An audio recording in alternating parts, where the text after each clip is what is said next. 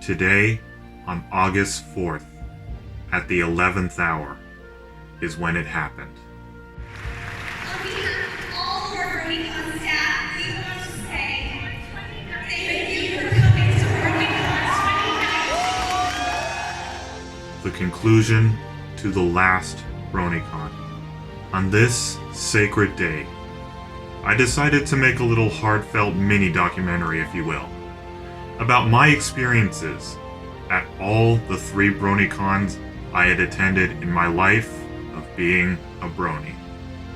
So sit back and cuddle your favorite pony plushie if you want, as I take you on a nostalgic journey through 2016, 18, and 19.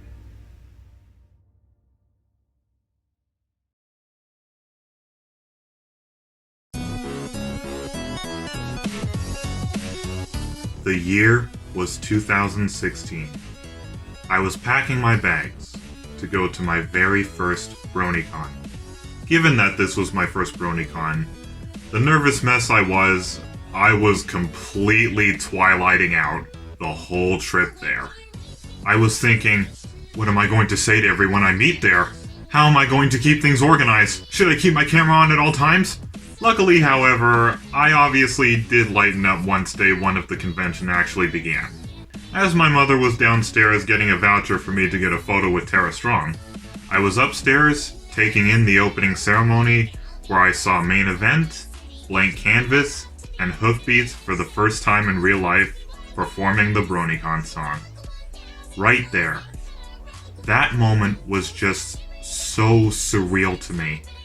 Not only seeing the 3 mascots in real life, and not just in a brony documentary, but also getting to be in that gigantic room with all of my fellow bronies and Pegasisters clapping and singing along. That was the first instance of me knowing this moment is where we belong. Right here at BronyCon. After the opening ceremony, I got a nice little photo with Tara Strong, along with a few other familiar faces from within the fandom, and went shopping in the vendors hall for my very first time.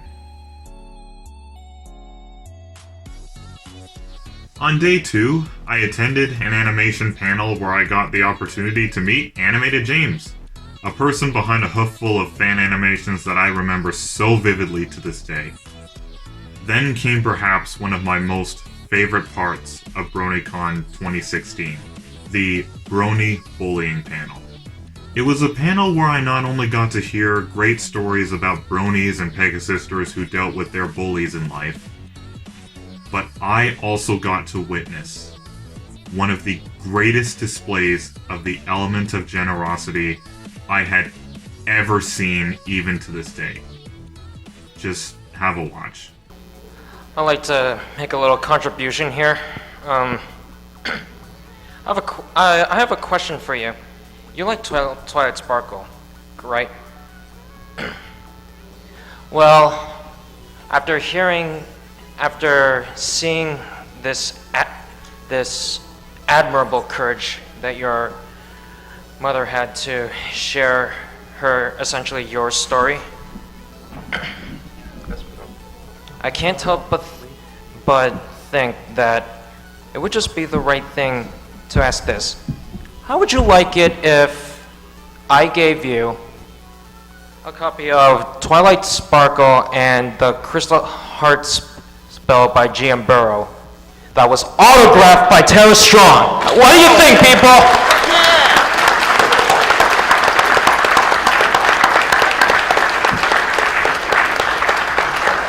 Will you accept this gesture of friendship? Yes.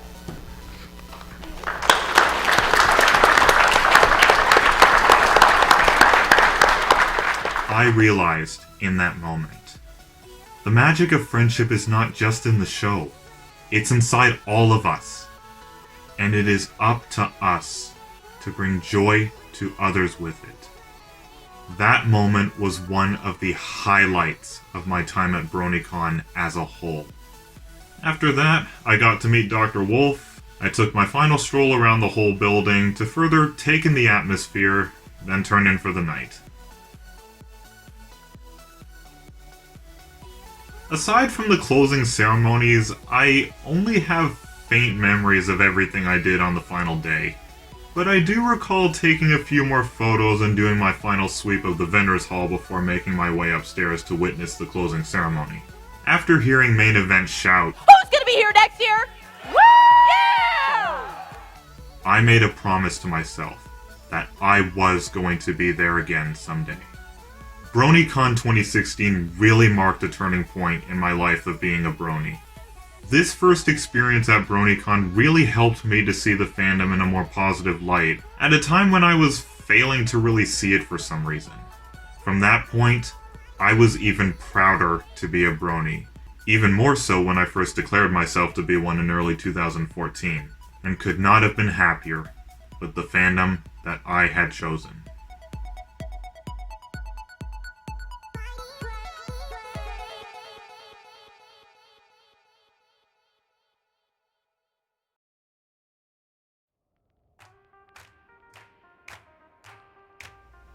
"2017 proved to be a pretty rough year for me in terms of going to BronyCon because, well, I didn't get to go. This was mostly due to financial difficulty, as well as other personal goals in my life at the time. But I did finally graduate from school that year, and I also got to see My Little Pony the movie in October, so I guess that's a win. By 2018, however, I was packing my bags to head back down to Baltimore for my second time. Day one was fun enough, aside from me being overjoyed to be back in Baltimore after 2 years. I attended the opening ceremonies, went to a fun little panel focused around Silver Quill, an SFM animation panel, an MLP the Movie Postmortem panel, probably my most favorite one of that day, a Bronies React panel. I'm going to back this question up with just some context real quickly. I have a reaction channel, and a lot of which my older videos, I used to react to videos in their entirety. Nothing was edited. And then later on, I was inspired by another channel called GameCube Dude 200, who is now my friend. So now I started doing reactions properly. So now the question, how would you describe all the other bad reactors who do their videos completely unedited and kind of a funny, angry rant? I would say, I don't know that I've seen a bad reactor, but I've certainly seen some interesting stuff. Sometimes I do a little of both, too. So sometimes I like doing like big reactions. Long reactions. Yeah, real big, sir. Yes. Thank you. But I say do what you enjoy. And a Brony Analyst panel where I got to meet Dr. Wolf again, along with other notable figures in the fandom. The vendors hall this time around was actually in the basement of the convention center, and looking back, I have to say, it was probably my most favorite place within the building for the market to be in my honest opinion. It was a lot more wider, and there was much more open space down there. It was almost like walking through a mega underground mall that was just filled with pony-related treasure and wonders to discover. Day 2 was decent enough. I attended a panel where I got to meet Lena Hall. How awesome would it be if you found out one day that you'd be doing an episode or another movie of some sort where at one point in it you would actually be doing somewhat of a collab song with Songbird Serenade, if you know who she is. Oh, I would be stoked, because that would mean I would be back on the show. I would be like, yes! I'm back! Yes! But then on a funny little punchline, I could be wrong, but when I saw MLP the movie, I think I might have seen your Countess Coloratura character in the background somewhere as a voiceless cameo. Just saying, thank you. And a fun little panel about being a Brony YouTuber, of which I sadly did not hold on to the footage, and neither did the BronyCon YouTube channel itself. And besides from some more shopping in the vendors hall, that was it. I literally only attended 2 panels that day. This was mostly due to the fact that most of the panels available that day didn't really interest me. For the first time, I was bored at BronyCon? Was I crazy? Was I just doing the wrong things or experiencing it incorrectly? Did I completely misremember what BronyCon was all about? And then, thankfully, by the time the final day rolled around, the magic returned.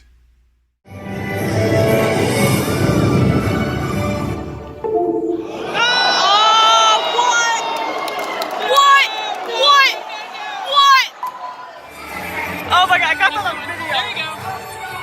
I got that on video. Yes. Whoopsie doodle. Blue gemstones for a rainy day. Bar skies. Borders, it's awesome. It's the time. It's scallywags. It's time to be awesome. After doing my final sweep of the vendors hall, I attended the My Little Pony the Movie screening.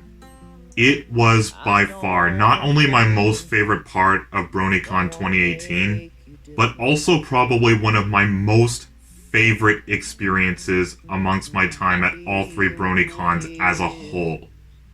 Words cannot even begin to describe the joy I felt during that screening.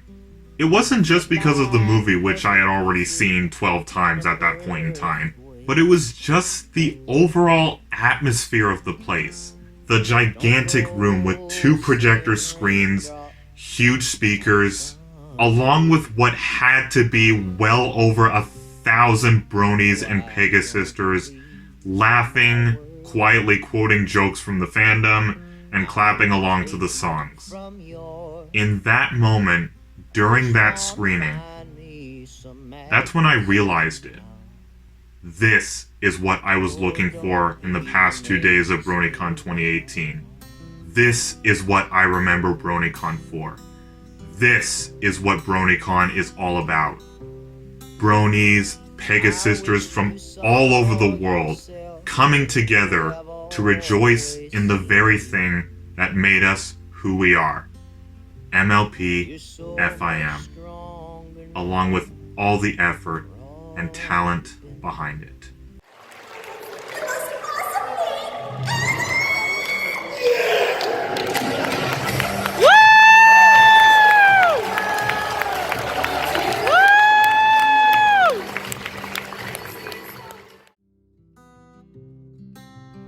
After that, I made my way to the closing ceremonies, getting myself ready to witness another heartfelt conclusion to another BronyCon.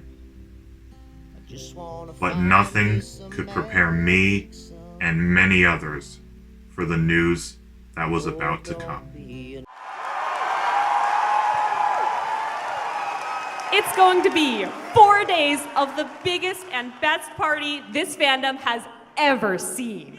But there's a reason we're throwing the party of a lifetime next year. As the curtains close on this chapter of BronyCon, we're also choosing to end the event next year. BronyCon started small, and it grew into something bigger than any of us could ever have imagined. And although we could return to our smaller roots, we feel if we did that, we would no longer be BronyCon. So instead, we want to send BronyCon out with the giant celebration it deserves. We're going to need every last one of you to join us in building one last weekend to remember.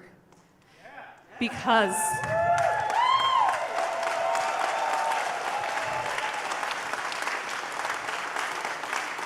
do it. Help us make history, help us make memories, and help us give BronyCon the send-off it deserves. I hope you can join us in Baltimore next summer, because together, we're going to build something beautiful one last time. Thank you, and we'll see you next August.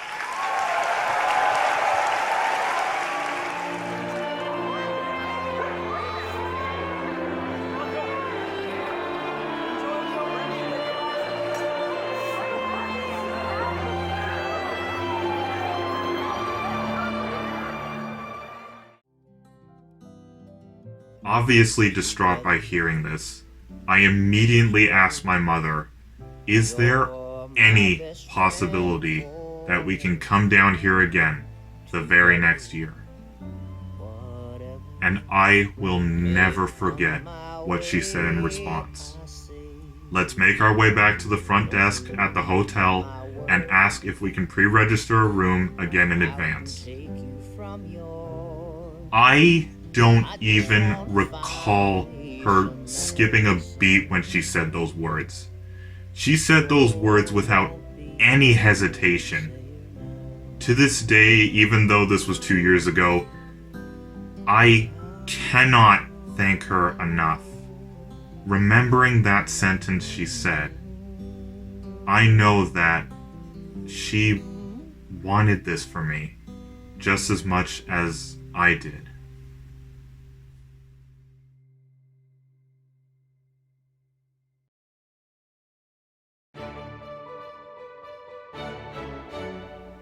The convention was going to be 4 days this time around.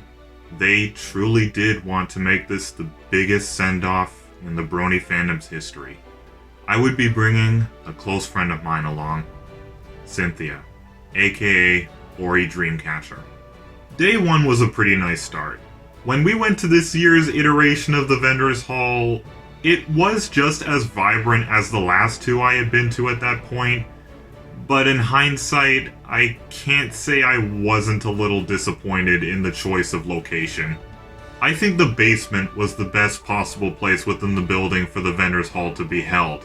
The room they chose for 2019, however, felt much more boxed in and cramped, making waiting in LineCon a lot more challenging as a consequence.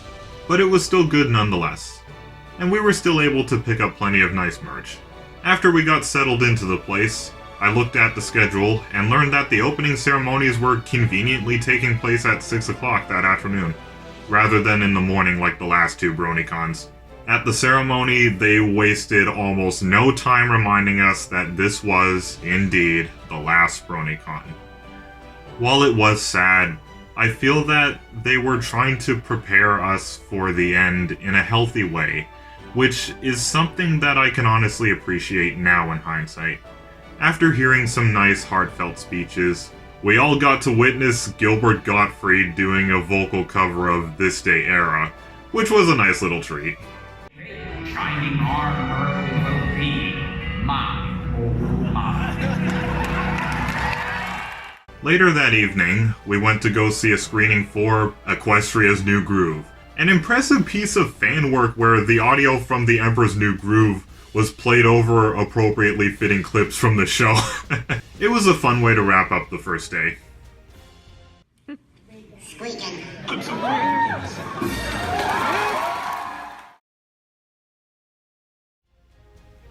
Day 2 was also decently fun. After attending the panels Finding the Voice Within and Creating Equestria, of which I don't really have any interesting things to say about, I attended what was probably my 2 most favorite panels of BronyCon that year. While Cynthia was taking a break relaxing with my mother in the hotel for a while, I attended the BronyCon Chair History Discussion panel, where I got to hear more heartfelt speeches, along with a rather smart and touching perspective of why it was best to end BronyCon that year. I don't know if anyone was here at closing ceremonies last year, but I gave as much of an explanation as I think most people care to hear then. We could keep running this event. Our attendance would keep shrinking. Just looking at the historical trends, we would keep losing attendees. This year would have been maybe 4,000 people generously. Year after that, who knows, maybe 2,000. We would take up a tiny fraction of our contracted space in the Baltimore Convention Center. We would probably have issues hitting our attrition at hotels, and we would be faced with a situation where BronyCon is just kind of a shadow of what it once was, and there's no longer this pull to come to the biggest and best Brony event. And a lot of our identity, for better or for worse, has been really wrapped up in this concept of us being the big event, the premier event, the one that everyone's at. And when you lose that, and you don't have anything else really to stand on, you don't have a great plan for the future. So I didn't feel that having an identity crisis, midlife crisis for BronyCon was really going to be fruitful or helpful for where the fandom was at. Maybe if the fandom was a little bit more vibrant at this point, it would have been the right call to keep pushing through and see what was on the other side. But as things stand, I felt really strongly that this was our year to go out on our own terms. And I mean, our attendance has more than doubled since last year. We are on track to have the biggest year ever. And that says to me, unequivocally, this was the right year and this was the right call. I also... Yet another nice little way to prepare us for the inevitable. That evening, I attended the Brony Fandom History panel, where I got to hear some interesting facts and stories regarding the fandom. Then something rather unprecedented, yet pretty cool happened. Hoofbeat said at the end of the panel that they had apparently forgot to film it, and asked someone in the audience if they could give them a copy of their footage. Me, having a phone with a 4K camera, made my way to the stage and gave Hoofbeats my email so I could send him the footage later, which I successfully did later in the year. So, I was indirectly Hoofbeats' hero that night, which is kind of amazing. Day 3 was probably my most favorite day of the weekend, excluding the final day. This second to last day was full of memories that really took me back to my 2 prior BronyCon 2016 and 18 experiences. After attending the panels, Pony Origins and Lauren Faust Stories and Experiences, of which once again I don't really have any highlights to address, I attended the My Little Karaoke Singing is Magic event, taking place in the Vendors Hall. Hearing all the other Bronies and Pegasisters clapping and singing along to the songs really took me back to my experience in 2018 at the MLP The Movie screening. Especially when someone chose the song Time to Be Awesome. It was a wonderful experience.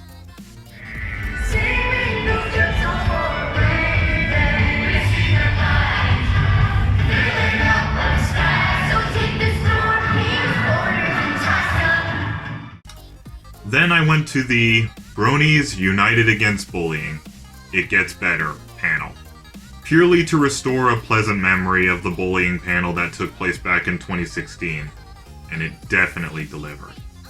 I got to hear some very touching stories once again, of all kinds of people sharing their stories of how they overcame the bullying and abuse they had faced in their life before joining the fandom. I even gave a little speech at the end. What they're doing is a waste of their time.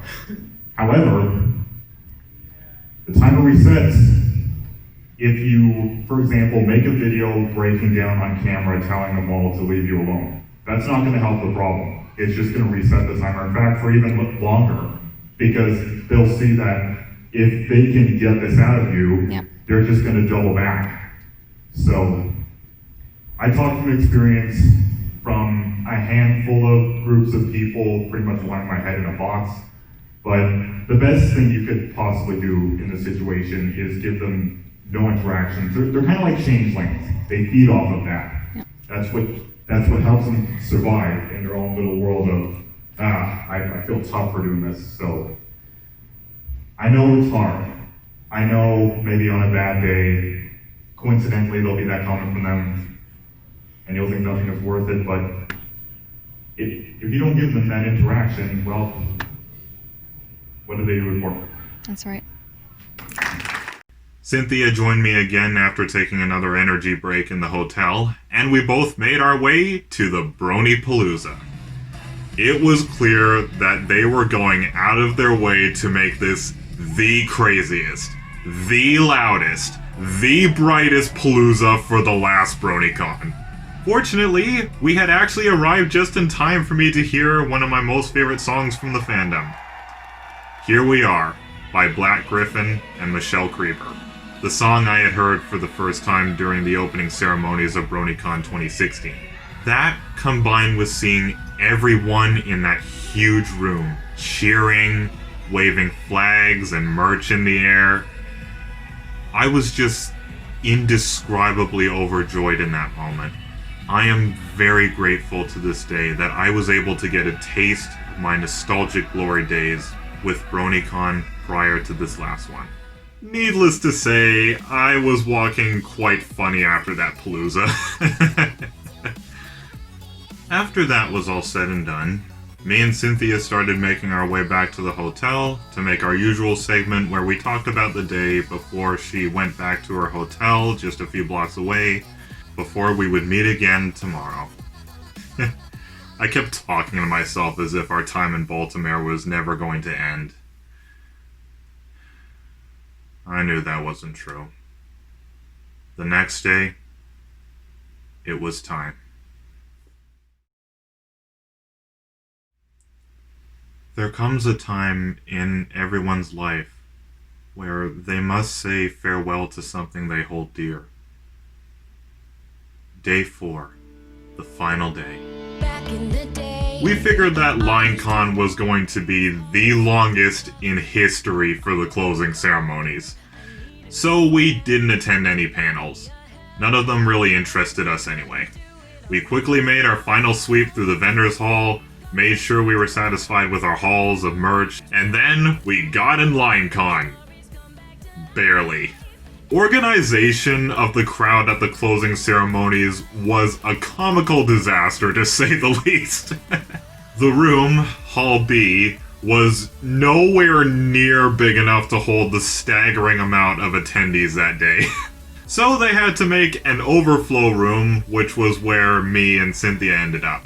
They generously put extra screens in this extra room, so we were all good to go. After many more heartfelt speeches from the staff and community guests, the moment that I never in my life will forget came. On behalf of all of our BronyCon staff, we want to say thank you for coming to BronyCon 2019.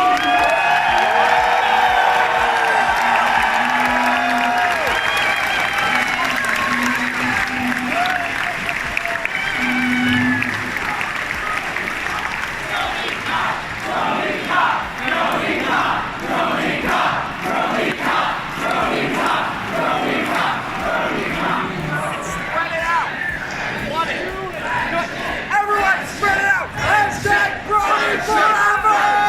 Friendship, friendship, friendship, friendship, friendship, friendship, friendship. I remember as I was leaving that overflow room, my whole body was shivering as I was holding back tears. I remember Cynthia giving me a hug when we returned to the lobby. It was over. It was really, truly over. I knew I had to do one more thing, though.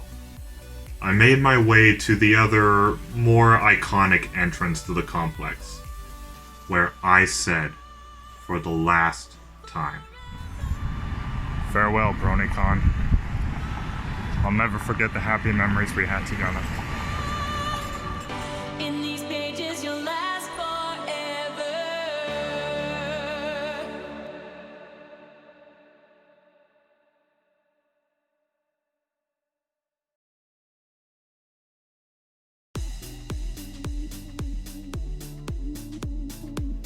While I do think the end of BronyCon was definitely beautiful, and I was mostly satisfied with it, I will admit I can't say I'm not a little disappointed in a few things, but these are just two little things, so don't worry.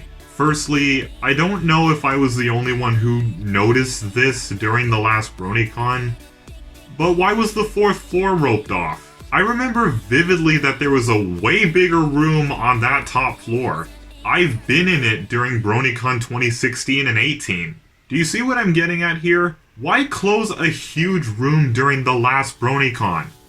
The last BronyCon that was supposed to be the big send-off. This would have helped immensely with the overcrowding problem during the closing ceremonies. I have a feeling that this was one of the signs of just how dire BronyCon's financial situation was becoming at the time, and may have been yet another reason why it was for the best that it ended when it did. Secondly, and lastly, I honestly think it would have been better if they tried to push for just 2 more BronyCons, ending the event in 2021 instead. Ending the event the same year that the show ended does make sense, but at the same time, I also feel that having 2 more would have not only allowed us to celebrate a 10-year anniversary since BronyCon had begun, rather than just 8, but 2 more BronyCons after the ending of the show in 2019 would have given us something to calm down and mellow out with over the course of 2 more years after the show's conclusion. Basically, let us settle into the way things are now, in a post-FIM world, and then we would eventually all say goodbye to BronyCon in 2021 much more naturally. 2 more BronyCons could have also allowed us to reminisce about FIM together. Maybe by having panels dedicated to talking about nostalgic subjects, or maybe even more screenings. We could have watched some Equestria Girls movies, or even some fan-favorite episodes from the main show together. I know this is all probably ignorant and naive of me to say, but I really do think that things could have been a little better this way if it worked out. But I suppose what's done is done. I am more than grateful for what I did get to experience, and still appreciate everyone who made all of it come together.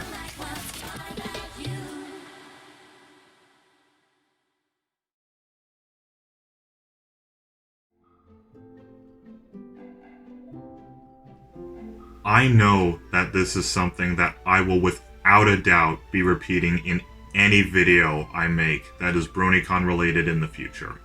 But I'm simply going to say it anyway.